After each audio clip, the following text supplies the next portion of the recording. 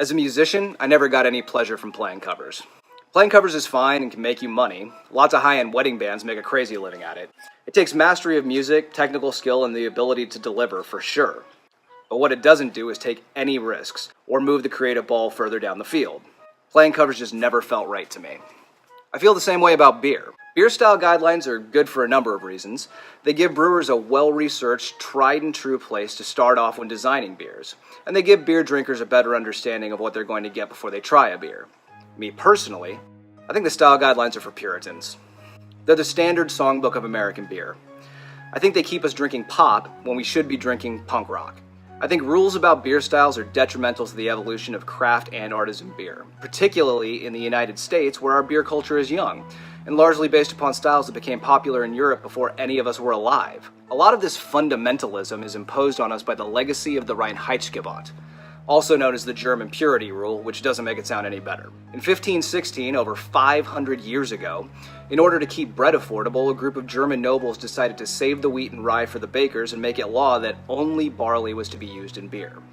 They also mandated that only hops were to be used in beer, because up until then, beer was made with a mixture of wild local herbs called grut. Often, these herbs were extremely arousing.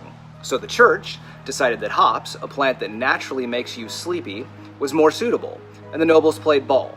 There are some breweries pushing boundaries here in the US, but because American craft beer has been mimicking European styles for so long, it's almost an unspoken rule in the United States that the beer you make is going to hug a set of rules determining what it's supposed to be before it's ever made.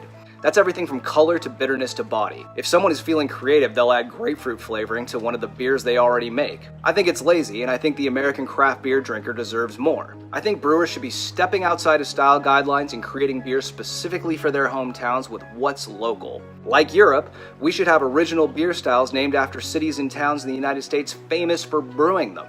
If you're a brewer in California, and your flagship beer is made from reverse osmosis water and has minerals added back to it to mimic the water in a certain area of Europe, grain from the Midwest and Canada, and hops from New Zealand, what does that beer say about where it comes from? How is it local? How can we address this? Here's my style guideline. Beer should be made with whatever cereal grain is available, abundant, and close. It should use any edible local herbs for bittering and flavoring, hops included, and it should reflect the area it comes from. Or better yet, beer should be whatever you want it to be. Forget about if it follows style guidelines and judge it by whether you think it tastes good or not. Happiness equals life minus expectations. So stop quoting the rule book and try to enjoy something new.